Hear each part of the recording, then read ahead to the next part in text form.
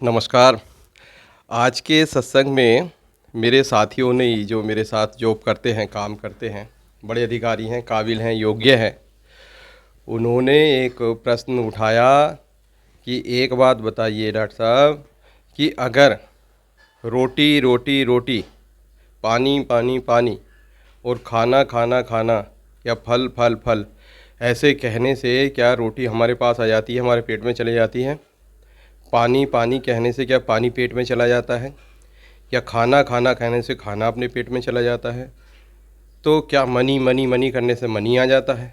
मकान मकान मकान कहने से जपने से मकान आ जाता है? मैंने कहा नहीं।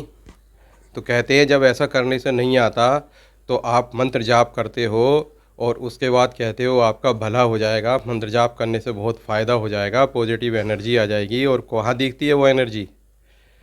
क्या होता है उससे? एक तरफ से ये साइकोलॉजिकल ट्रीटमेंट है और कुछ नहीं है। आप हमारे साथ आओ, बैठो उठो, पार्टी चलो, और ये प्रेजेंटेशन हो गई ये, और ये एक्सेल में सीट बनाना, ये डेटा को मेंटेन करना, ये अपना प्रेजेंट करना सीखो और अपनी बातें बनानी सीखो। और अगर मान लो देखो कहीं आप एक काम करो तो पूरे जगत में बताओ कि हमने ये काम किया, सबको जंगल में मोर नाचा तो किसने देखा? तो अगर आपको कैरियर में प्रोग्रेस करनी है तो ये सब काम करो।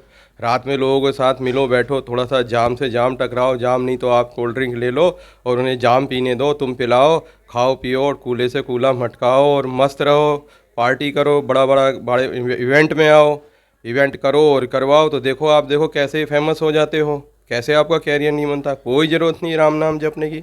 हाँ, दुनिया को दिखाने के लिए करते रहो कि आप भक्त हो। अब बताओ क्या जवाब है इसका? हम बैठे ध्यान में, हमने पूछा गुरु महाराज कहाँ, ये जिसका क्या जवाब है? जब तो हम चुप रहे, लेकिन वीडियो के थ्रू अब हम सबको इस सत्संग के थ्रू जवाब दे रहे हैं। आपके घर में संदूक भी रखा होगा, आपके घर में रमचा चमचा भी पड़ा हुआ होगा, आपके घर में पलंग भी पड़ा हुआ होगा, आपके घर में छाता छतरी भी पड़ी होगी।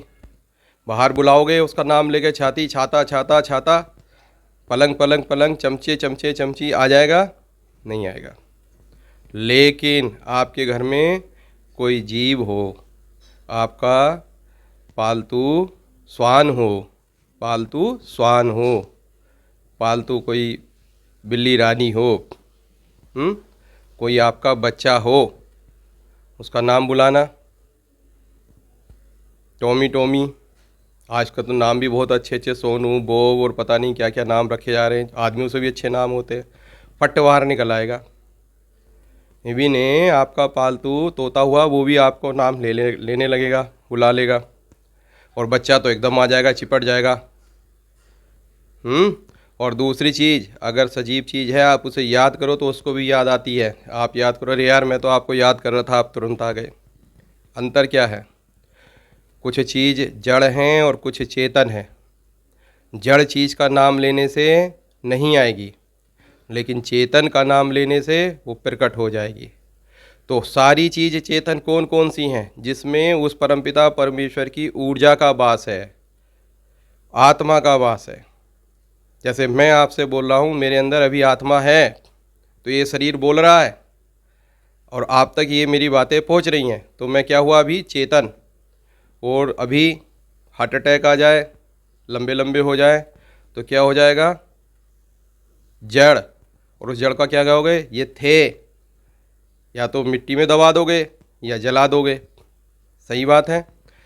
तो जहाँ चेतन है, उस चेतन का नाम लेने पर, ध्यान करने पर वो प्रकट होती है, किसी न किसी रूप में आपको लाभ करती है। और दूसरा, उस चेतन में कौन है? परमपिता परमेश्वर की सत्ता। और जब उस डायरेक्ट सत्ता का इतना इफेक्ट है कि आप उसे याद करो तो प्रभाव डालती है, सामने आती है, वो सब लोग ऐसे आते हैं। तो अब आप भले मानसो मुझे ये बात बता दो कि